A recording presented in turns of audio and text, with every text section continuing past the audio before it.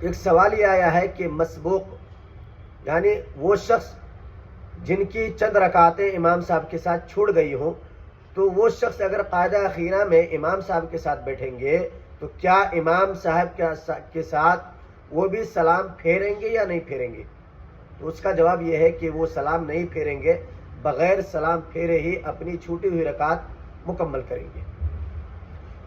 اب ایک سوال اس کے اندر یہ ہے کہ اگر کوئی شخص امام صاحب کے ساتھ سلام پھیر دے تو اس کا کیا حکم ہے؟ تو دیکھیے اس کی دو شکلیں۔